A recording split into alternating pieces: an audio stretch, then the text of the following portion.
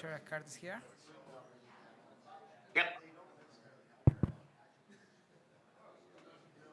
Okay, so I think we can start. So thank you everyone for joining us today. This is a special event for the chapter that we are organizing here at the Sensors Converge Conference. When we thought about what type of event to organize, so we normally, as many of you know, we normally organize a technical talk in like either online or in person, but it's more like someone presenting to the audience. But then the Santa Clara Valley section, they were actually suggesting me like perhaps we can do something a little bit more loose, like especially people are coming from the conference, they are tired of like hearing so many talks, many people speaking, so they proposed a fireside chat, and at that time I didn't know what fireside chat means, so I had to Google it. But then, yeah, I thought it was a good idea, so I was thinking like, okay, who can we invite that, you know, can tell us that has a long career, that has a lot of things to tell, and having like the interaction with the, in kind of like a more informal environment. So then I thought about Kurt Petersen, because as probably all of you know, he is kind of like a big name in the area of MEMS, and although I knew him since I started my PhD on like most of the MEMS books, you can see his name. So he did so many things. So, but then I met him in person. One of the first chapters we used to have at the Texas Instruments. So I'm sure that he will accept the invitation, but he actually did. And although he will be joining us from home, but I'm very thankful to him to accept the invitation and spend 1 hour with us tonight. And as the moderator, so I had several suggestions, and then Kurt selected, I want Roger Grace to be the moderator because they both know each other very well. So Roger, I had the pleasure to meet him, I think it was 2019 in a conference in San Diego, Sensor Summit. And then later, he accepted our invitation to present in one of our chapter meetings last year. So they are both great people to listen to. So I hope you all enjoy the event. So now let's leave the stage to Roger and Kurt.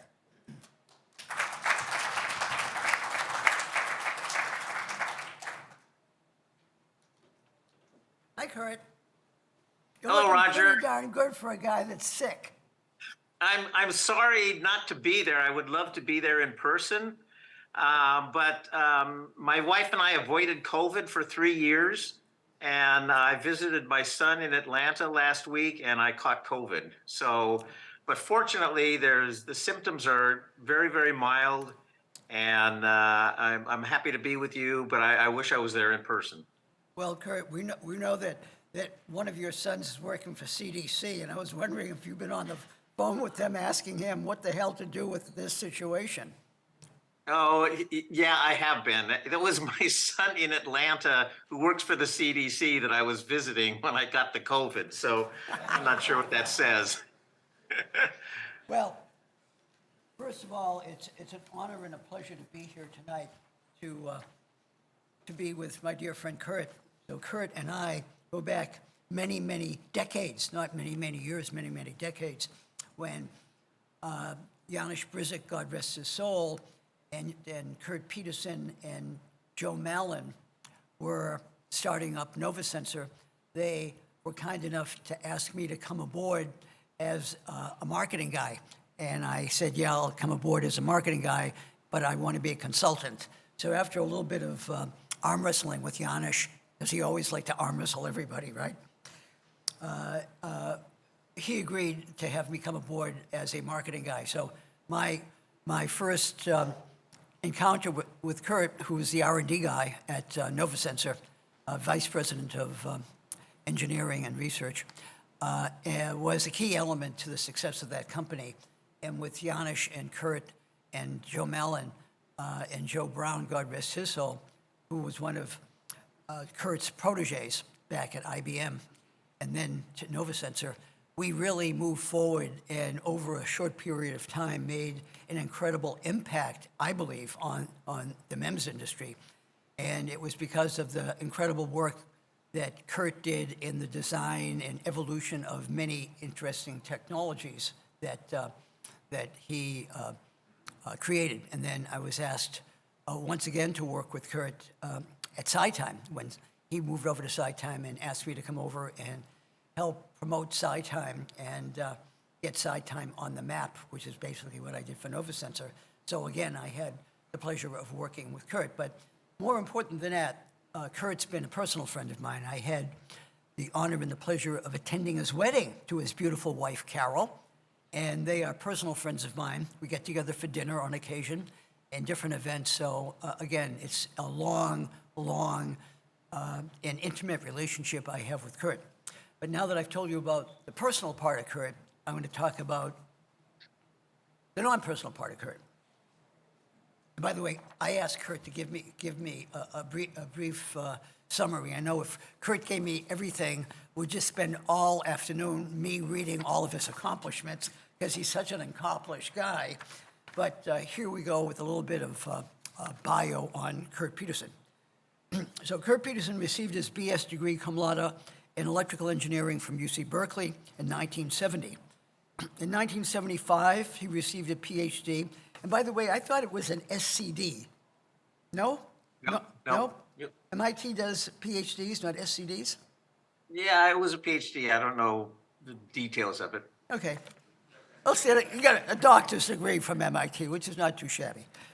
And he established a micromachining research group at IBM in New York, right, Kurt? Is that right? In San Jose. Oh, In San Jose. Yeah, the San Jose Research Group. But he came from IBM in New York, right? You started off at IBM. Well, I visited there. I never lived at. I never worked at IBM in New York. Oh, I thought you did. Well, I'm learning something about you tonight then. Okay.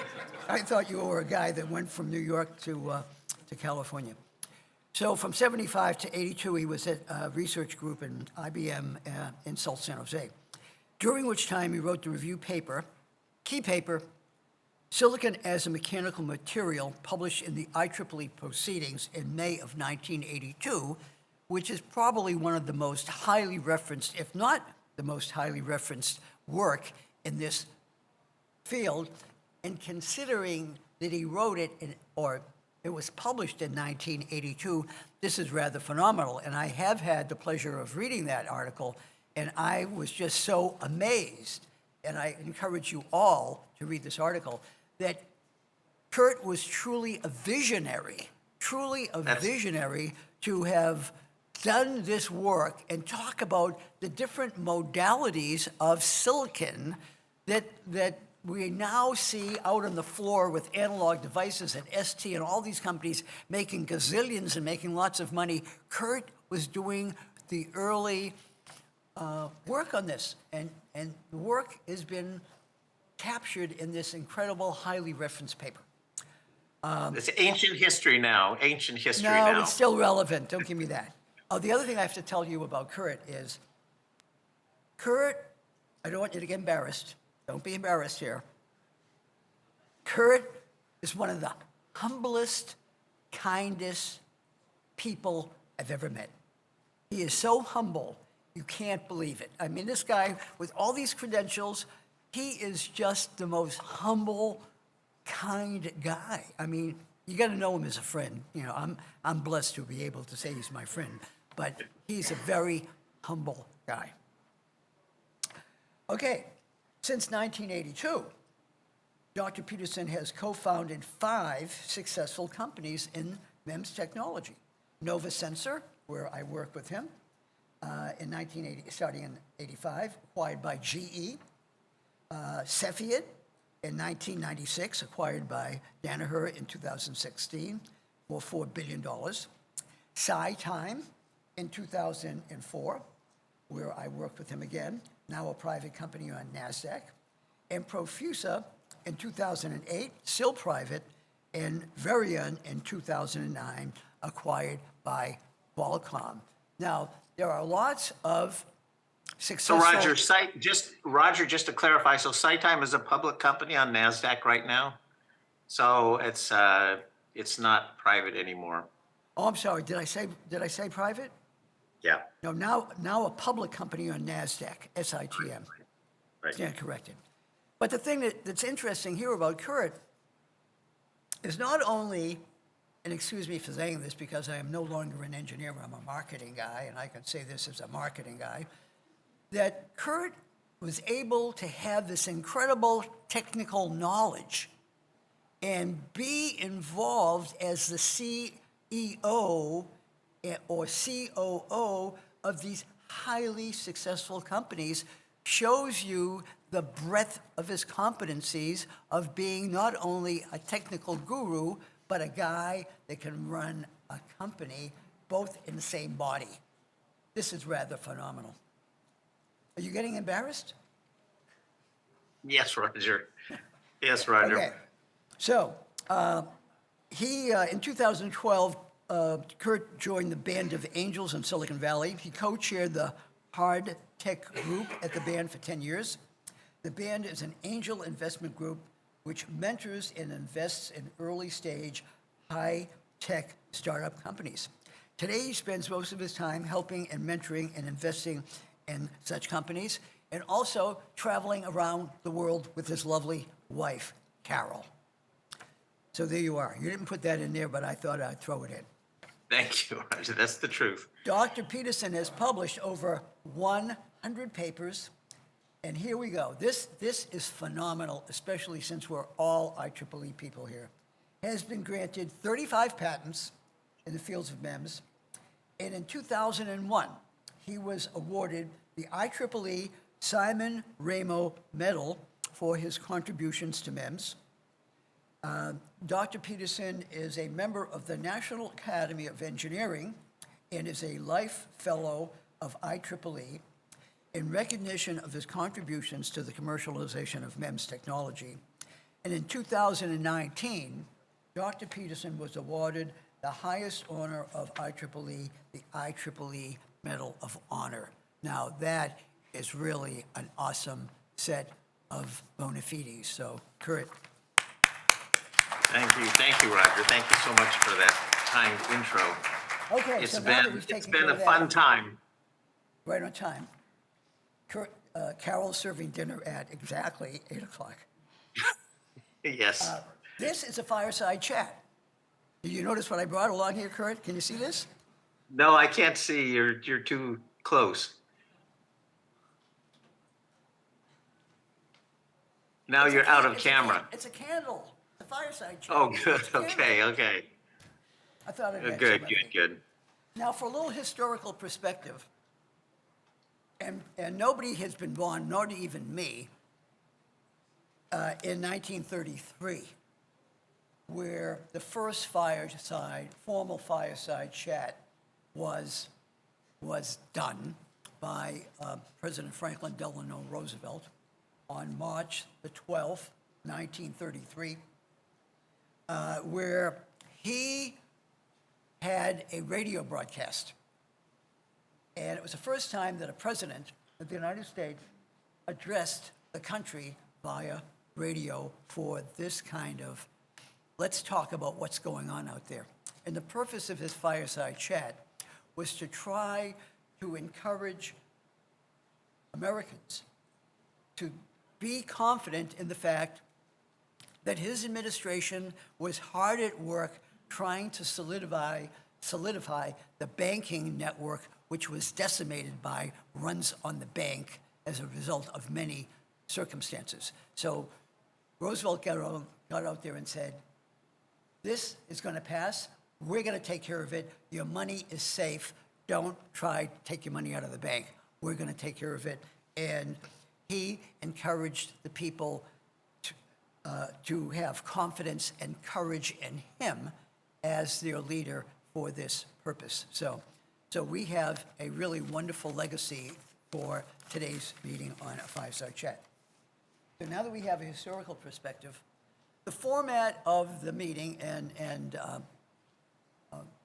Geronimo and I have been going back and forth on this quite some time, is that we're going to ask the people in the audience to come up to the microphone and to ask Kurt a question. And hopefully we have a whole bunch of questions that will provide you with some valuable insights as to Kurt's evolution, some insights about business, where things are going.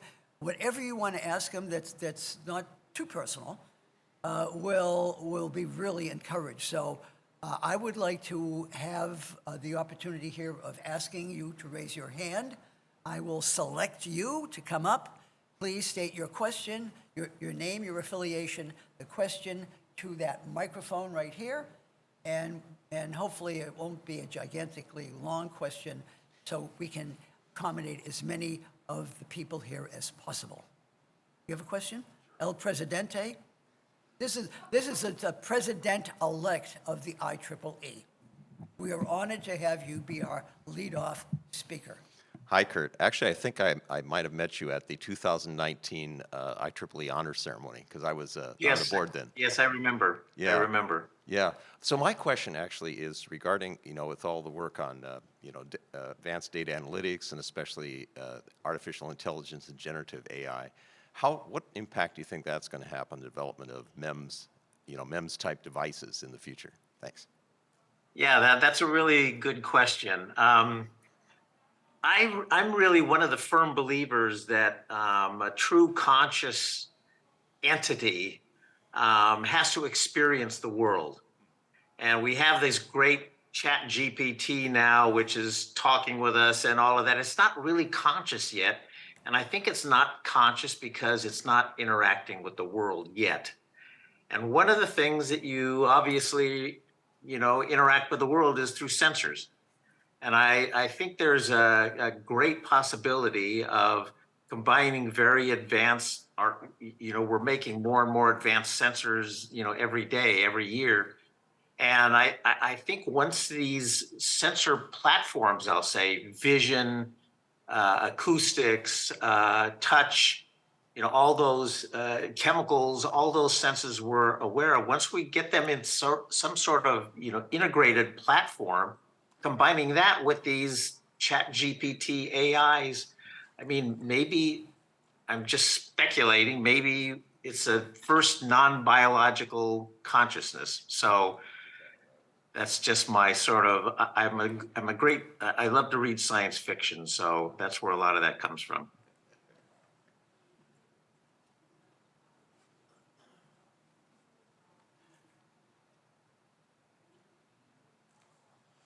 Hi, Dr. Patterson. I'm also a Berkeley alum. It's really a pleasure and honor to meet with you. I'm founder of a startup company here, AI Linear. Distributed intelligence is our vision, basically trying to bring the intelligence right next to the sensors and not so much rely on the cloud to perform the intelligent processing. That communications link is expensive. It consumes too much power. The issue that I'm running into over and over again is that the sensors are just consume too much power. One of the prerequisites of getting distributed AI, sleep yet aware senses, local intelligence, is that it needs to be either powered by an energy harvester or by a battery that can last for decades. If you could give us any insights on what are some of the sort of the ultra low power, and what I mean by that is consuming really nanoamps, not microamps, operating with voltages of 1 volt, not with 5 volts. If you could give us some insight on that. And I was wondering if I could just reach out to you after this meeting and maybe ask Sure. you. Yeah. Sure. Geronimo has my email. So I would say one of the interesting things there, which has not really taken off, is, especially from the microphone perspective, is piezoelectric microphones. The current microphones that are in virtually everything, that you see now, all your mobile devices, all your smart speakers and all of that, they're all capacitive. And basically, capacitive microphones require power. There was a company called Vesper, which developed a piezoelectric microphone, which basically had zero power in standby, because once the acoustic wave hits the sensor, it starts moving the piezoelectric material. It generates a voltage, and that wakes up the sensor. So unfortunately, that technology hasn't really taken off, and I think part of the reason it hasn't is because at the time it was founded, the use of piezoelectric materials was not really in a production-ready format. But nowadays, within the last 5 years, PZT and also aluminum nitride, you can now buy a commercial, 12-inch, machine which deposits PZT and aluminum nitride in a very high quality, very good semiconductor format. So I think things could change once, and people have been talking about, there's a lot of talk in the MEMS area now about the rise of piezoelectric materials. So that may help your problem. Gotcha. Thank you. Next question. No more questions? Well, Kurt, Joe Mallon and I spent a great deal of time over the weekend putting together a bunch of questions for you in the event that we didn't have a tsunami of questions from the floor. So Joe Mallon said to say hello. Sorry he can't be here. But here we go on some Joe Mallon and Roger Bay's questions.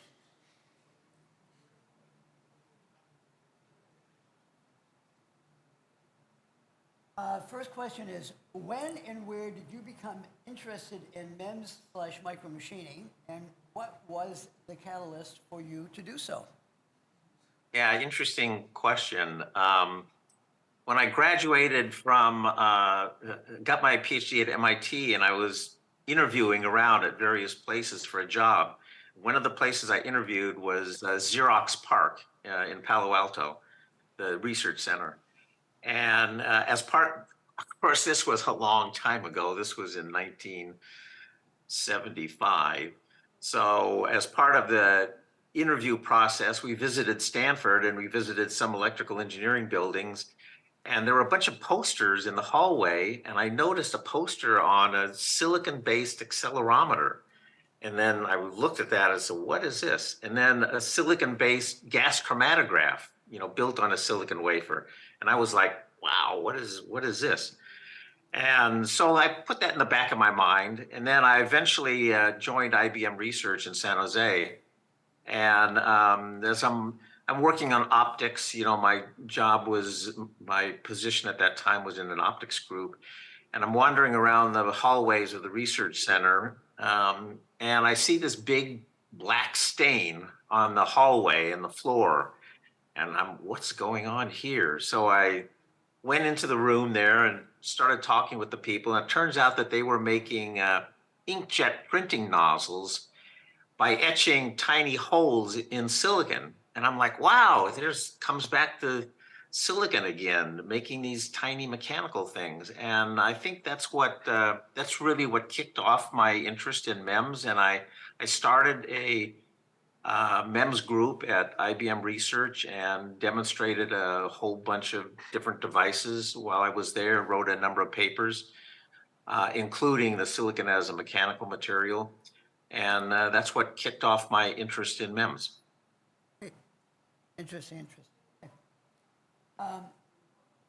What words of wisdom do you have for people entering the MEMS field?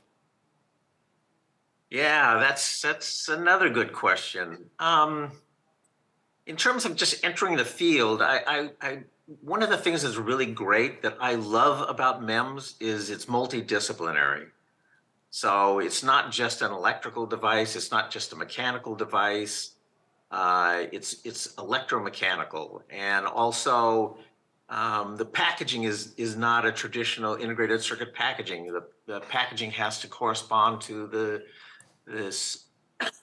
mechanical parameters that it's sensing, or the chemical parameters that it's sensing, or the pressure that it's sensing. So it's all, and then the circuitry has to be custom built for each sensor separately.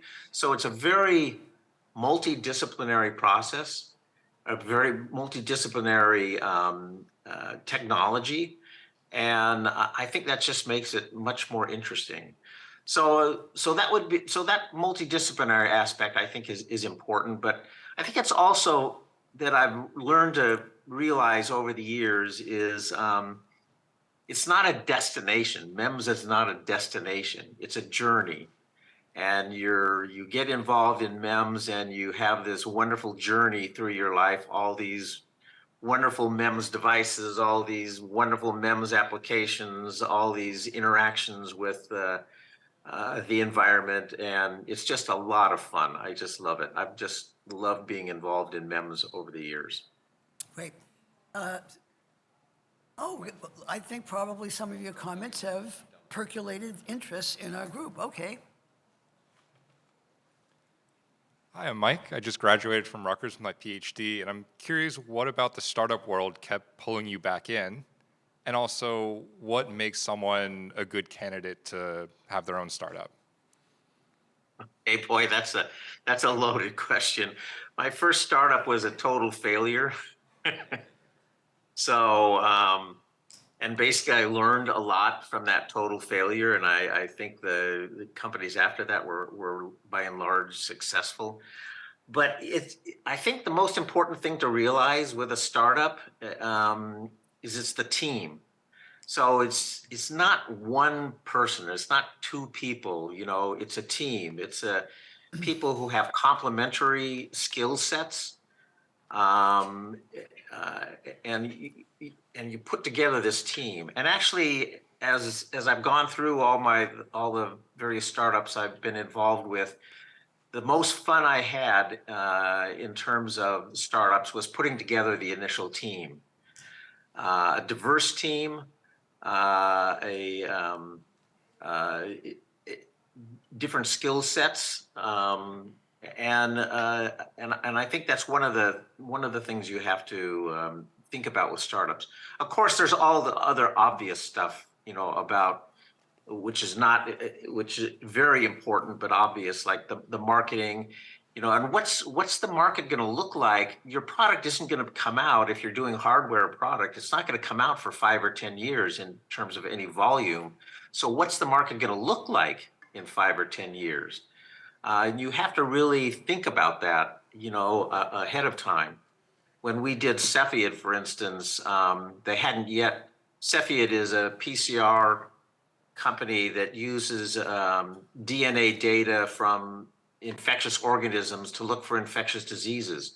And at that time, the human genome wasn't yet sequenced when we founded Cepheid, but we knew it was going to be sequenced, and all the organisms on the planet now are sequenced. And so you can easily envision a detection system which is looking for those DNA sequences and doing that very rapidly and looking for infectious diseases. So again, you need to think, you know, 5 to 10 years out. Your IP position is always important. And actually today, things have changed a little bit from when I started most of my companies. Now today, a huge important aspect of a startup company is traction with companies that are already showing some interest in what you're doing. So we, at the Band of Angels, for instance, we always look, you know, are companies talking with you already? Are they interested in your product, your potential product? Are they investing in you even? So that traction with viable, well-known companies is also very important nowadays. Does that answer that This question? young lady, please come forward.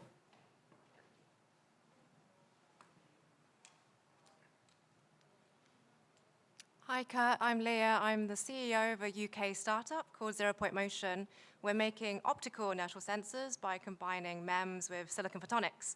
So using Great. silicon, adding another aspect to silicon on the photonics side. And I was wondering Great. what your thoughts were about silicon now being able to mass produce waveguides and optical cavity structures, and how that's going to come into sensing, and especially combined with MEMS. Oh, I think it's been a long time coming, actually. I mean, people have been talking about, you know, waveguides um, optical-based devices on silicon and MEMS, and it's really taken a long time to really start to become commercialized right now. There's a company called Ayar, AYAR, which is doing chip-to-chip communication now with optics, and I think that's a huge, huge field. I'm really excited about it, and congratulations on starting a company in that space. I'd like to hear more about it, actually. How does she hear more about it? You want to give her your, or can you connect with Kurt? Yeah. Ask Geronimo for my email. Yeah. El Presidente, again. El Presidente-elect. El President. Hi, Kurt. And actually, if there's other people want to ask questions, but one of the things, you're an angel investor now, right? So what are the kind of things that you think, especially in nanotechnology, MEMS, these kind of applications, what are the things that would get your interest? And you brought up yourself, hardware takes a while to get, may take a lot more time than software. And so what are you looking for in terms of the teams that you mentioned? Are they already talking to people? What do you look for in terms of the people, for those kind of investments? That's a good one. I mean, just say one of the things that's really hot at the moment is speakers, MEMS-based speakers. There's about 4 or 5 companies now that are doing that. I think it was never thought that you could generate enough air pressure to make a speaker, but people have been able to do that, and so that's been a very interesting space. Robert Bosch just bought a speaker company called Arioso, and there's another 3 or 4 companies out there that are starting to sell product into that space. So that's sort of an interesting space in just a very specific area. What I tend to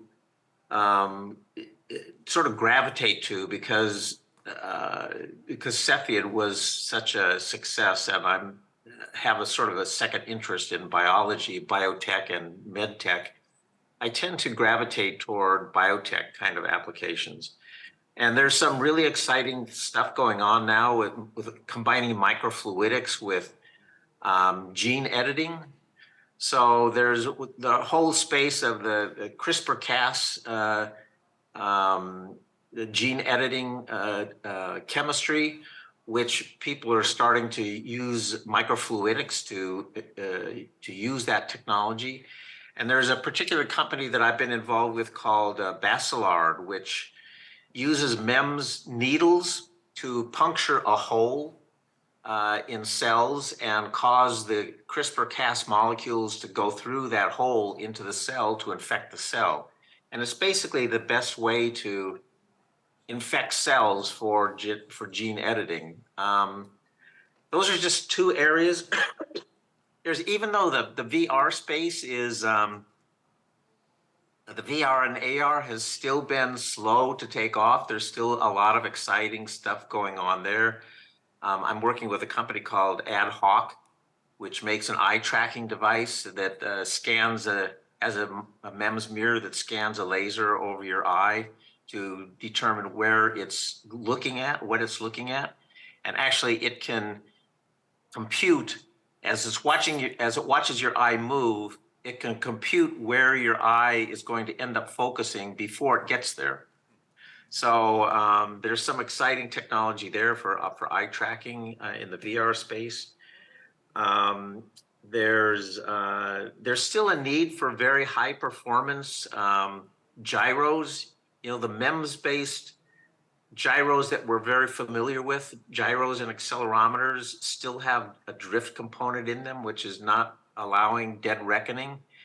And I think there's some very high performance gyroscopes and accelerometers, which are sort of a very interesting area.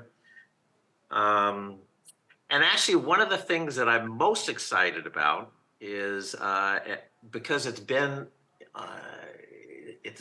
in the air for like 50 years. I think I built some of the first MEMS switches when I was at IBM, like 45 or 50 years ago. And there's been numerous companies trying to commercialize MEMS-based switches, and none have been really successful. But now there's finally a success story that's really looking really good, called Menlo Micro, which is a spin-out from General Electric. And they're down in Southern California, and they actually have reasonable sales of, I'll just say, on the order of $5 to $10 million with no returns and excellent performance. So finally, after 50 years, the MEMS switch is starting to come to fruition. So there's a lot of different areas, but I have to say that you know, the MEMS, new MEMS devices are kind of, you know, few and far between, and it takes some looking to find them. There's actually a company called Frore, F-R-O-R-E, which is making a MEMS-based fan. So they actually are pumping air for cooling electronics, and they claim it's much better than large mechanical fans. So the MEMS devices are few and far between, and I tend to look outside of the MEMS area in terms of biotech and medtech quite a lot. More questions from the audience? No. Okay. Roger Grayson, Joe Mallon question. Tell us a little bit about your family, how you grew up. Yeah. And I've met your family, your parents, and I've met your rest of your family. Share with us a little bit that you feel comfortable with about your lovely wife and your two sons. So so my mother had 3 boys. You know, I had 2 boys, and my 2 boys have 5 boys. So no girls. So that's maybe not a positive thing, but just a comment anyway. I'm very lucky with my 2 boys. My oldest son works at Adobe, and he's worked there since his freshman year in college. He worked there for the summer of after his freshman year in college. And I got him a job there, just a summer job through a friend. And when he left after that summer, they left his office empty, and they kept his name on the door after spending a summer there. So I guess that was a hint, you know, come back next summer. So he came back, you know, the following 3 summers, and then he's been there ever since. And I happened to be fortunate to meet Chuck Geschke, one of the founders of Adobe, you know, a few years later, and I told him the story. Of course, he didn't know my son at the time, but he said, yes, we have our ways of keeping good people. So Scott has been at Adobe for many years now, and he was in charge of the PDF team there for quite a number of years. My younger son, Brett, is always wanted to be a doctor. He got his MD degree at the University of Michigan, and he's been working at the CDC for the last 15 years or so. And he does a great job there. And actually, he and his family are moving to Thailand, work for the CDC office in Thailand, that they're moving next month. So they'll be there for 2 years. So I'm very lucky with my boys, and I have my 5 grandsons. The oldest are 12 and 13. And then what can I say about my wife? So she's smart. Carol is so smart and talented. She founded and operated a fantastic restaurant for 22 years, and that's where we met. And she's a wonderful chef. And Roger, you've been fortunate to have eaten Carol's food many times, and so I've been very fortunate in my family. Yeah, right. Absolutely, and as I said, Carol is just a sweetheart, and so. And by the way, she knows all my MEMS friends and is better friends with them than I am. And I think that Kurt's blessed to have Carol, and Carol's blessed to have Kurt, and I'm blessed to have both of them as friends. How about, comment came back from Joe Mellon. I believe that you listen well. Please share how this came about. Yeah, I think that's sort of my whole, it sort of goes around my whole philosophy of startups is that you need this diversified team, you need this complementary people who all have different skill sets and different knowledge bases. And that means you need to listen because you need to hear what other people with different backgrounds know and think about a problem.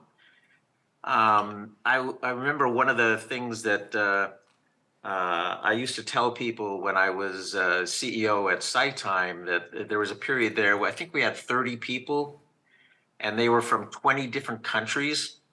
And I think that huge power, everybody comes, with a different cultural background, comes with different experiences and approaches problems with different perspectives.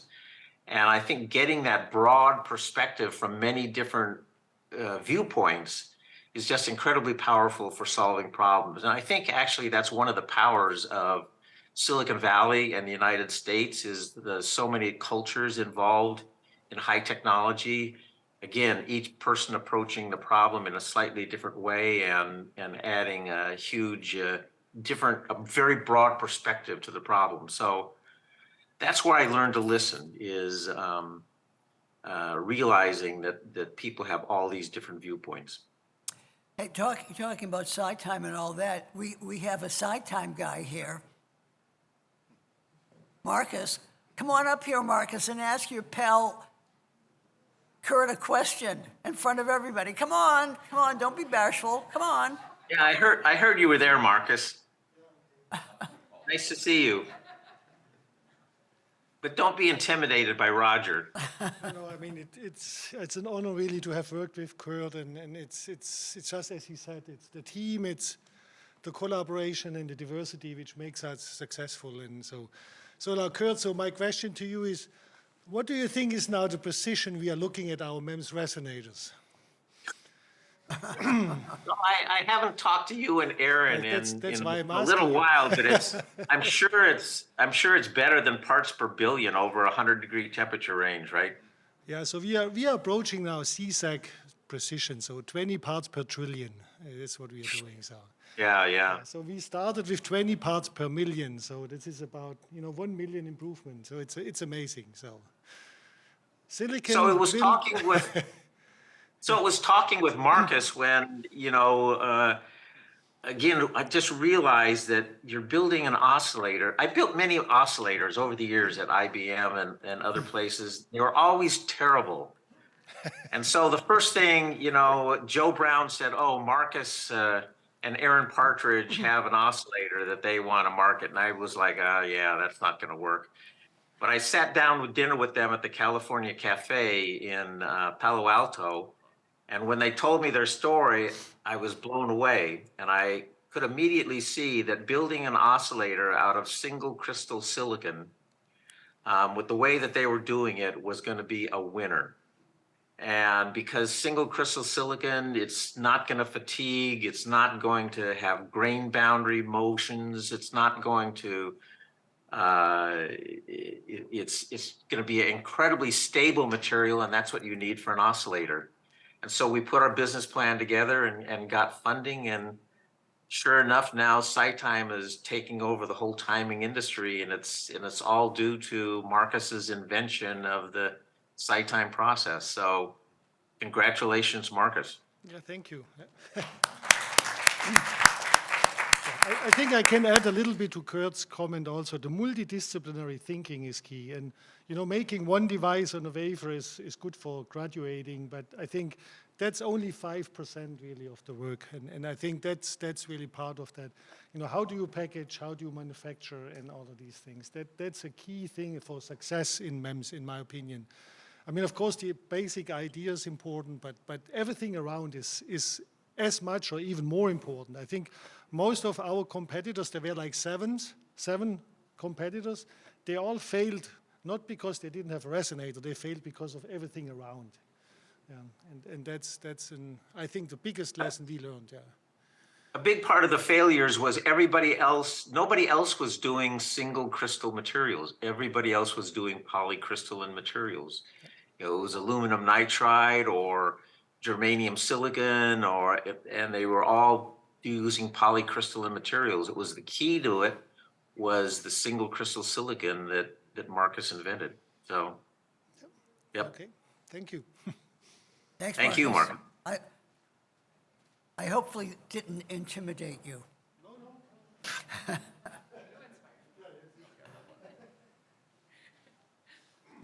Hi, Kurt. Marcus inspired Natalie. me. Marcus inspired me, and I know most of you don't know me, so I'll just do a little introduction. I'm Natalie Vishnevsky, and had the honor of being one of the co-founders with Kurt of Profusa. And I feel honored to be able to have rubbed shoulders with greatness, so thank you, Kurt, for that. And my question for you is, as you look over your career, you've had so many successes and interesting experiences, but what have been your greatest joys? Yeah, as I mentioned earlier, that putting the team together was always a big point of joy for me, because I could just, when I got people together and I could watch them interacting, it's like, oh yeah, this team is interacting in just the right way. They're going to solve all the problems. So that's sort of a general kind of like big joy I have in terms of sort of specific. But there have been some specific occurrences, I'll say, that I look back on with and get a big smile on my face. The first one, sort of chronologically, I guess, straight out of IBM, joining NovaSensor, and we were negotiating with Schlumberger ultimately funded the company. And so I was in San Jose. Joe Mallon was in New York at the Schlumberger offices negotiating with them. And they finally decided to give us our first funding. And they wrote a check for $1.295 million. They put it in a box and they sent it by air freight to California, to San Jose. I went down to the airport, and in the baggage carousel, I picked up the box, and there was this check inside, and I was like, so don't forget, this is 1985. And so I was amazed at this $1.295 million check. I took pictures of it and everything. Anyway, and then the bank didn't want to cash it because we didn't have an account. We had to open anyway. So that was sort of a big deal. The other big deal was pressing the button to send the S1 to the SEC to do the IPO for Cepheid. So that was in 2001. And that was such an exciting moment. I have a picture of the three of us, the CFO, the CEO, and myself pressing the button to send the S1 to the SEC and do the Cepheid IPO. And of course, right after we did that, then we went on the road show, which was another exciting thing, for 2 weeks pitching the company all over the world.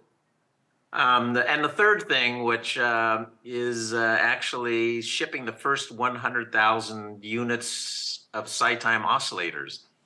So just before, a year before, thought we were ready to ship, and we had big problems, and we solved the problems, and then we managed to ship 100,000 oscillators to our first customer, and that was also a big plus. So there's been a lot of very exciting times. Thank you for the question. I hope Natalie. there's going to be another of those IPOs.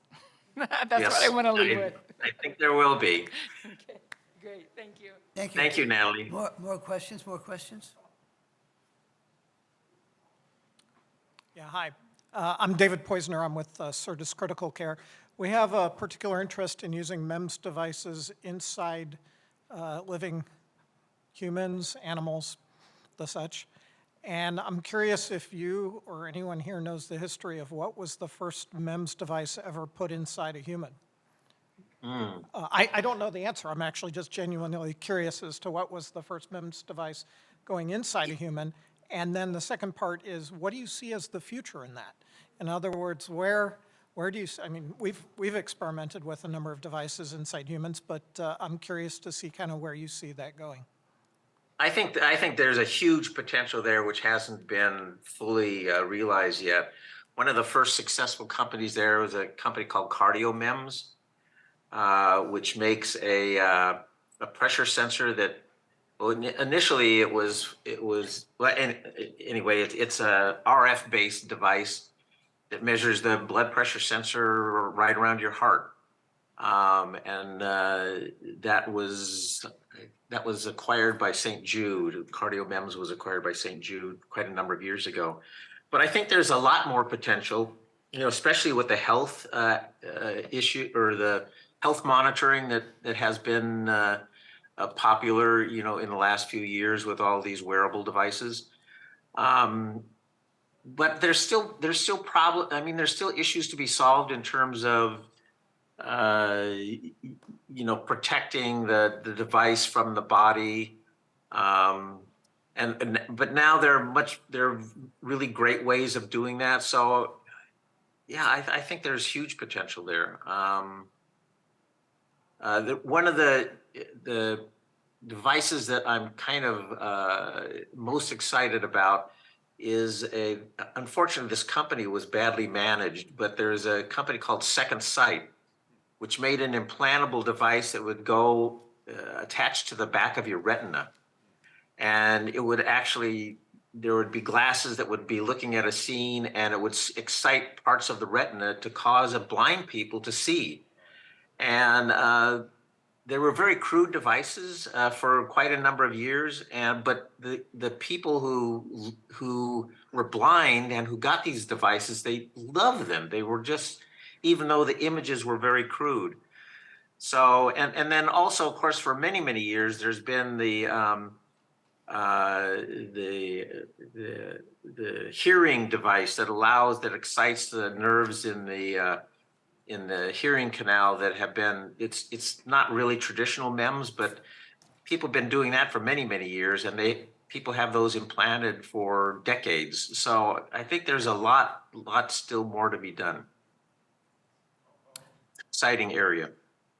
Kurt, also, what about our DPTs at NovaSensor and the work that we did for Huntley Millar early on? Yeah, those are not permanently implanted devices. I mean, the DPT, the digital pressure sensors, disposable pressure sensor. So that would be hooked to the IV tube and measures, and those are made already even today by the tens of millions every year. They're put in an IV tube and they measure your blood pressure externally. Very successful product at NovaSensor. And then the other one that you mentioned, Roger, was the catheter tip pressure sensor. At the time at NovaSensor, we made the smallest pressure sensors in the world, and they would go at the end of a catheter, be fed up into the heart, and could measure the pressure in the various chambers of the heart. But those were temporary. They were removed afterwards. The sort of the permanently implantable ones are the more challenging ones nowadays. But good point, Roger. Thank you. We got about seven more minutes and probably one, if possibly not, two more questions. This gentleman here. I want to echo what he just said, Peterson, this is Ben. I worked for GE Sensing before. I worked on the product you developed before, so I'm quite familiar with what you just say about the blood pressure, which is D2, as you know, and then also the catheter dye, kind of for catheter, kind of all those kind of things. My question is, I mean, D2 is very successful. Pressure sensor, you talk about kind of millions, we sell millions. Before that's I left, but anyway, so successful.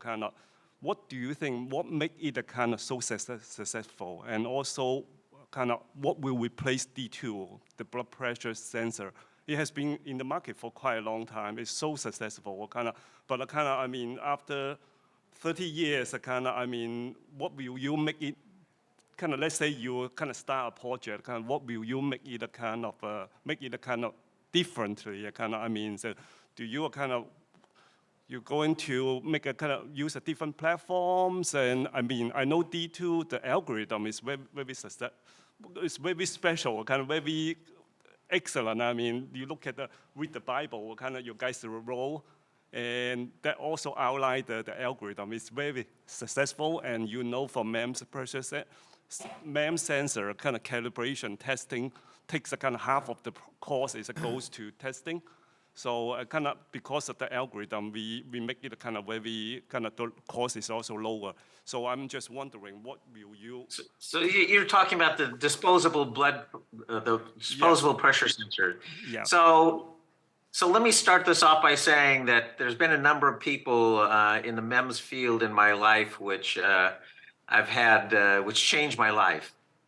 And before I get to that, so I gave a talk a number of years ago. This has probably been like 30 years ago on,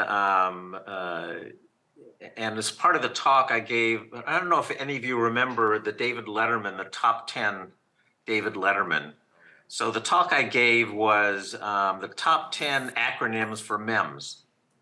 And the number one was Muller, Isashi, Middlehoek, and Centuria. And those are all very famous professors in the MEMS area. And again, I really highly looked up to them and admired them. Another person I hugely admired was Tom Gutschall, who was our CEO at Cepheid and made a huge difference at Cepheid. But the third one I want to mention is Janusz Brajzik, who he invented the silicon disposable blood pressure sensor. And he realized at the time that, and this is why MEMS has had such a huge impact, he realized at the time that the traditional sensors people were using had to be sterilized, had to be, they broke, they were very expensive. And he basically designed that device that you were making by the millions. He designed it so that it plugged into the same instrument that the traditional sensor plugged into and gave the same result. So Janusz was a genius, and he hugely impacted that area. And he's one of the people that I really look up to. So he's the one who invented that device and had that impact. We have time for one more question before we wrap this up. Joseph? Hello, Kurt. I hope you. Oh, Joseph, nice to see you. Good to see you. I guess I wait for the last question to bring it up since it's an IEEE meeting. Maybe you can talk a little bit about your positive experience being an IEEE award winner, and we share a lot of. Now you already share a lot of the things that you attributed to your membership of IEEE, so that I'd like you to share with the rest of the people here. So I don't even remember when I first started, when I became a member for the first time. It was when I was a graduate student, and I've been a member of IEEE since then, and have 2 major awards with them.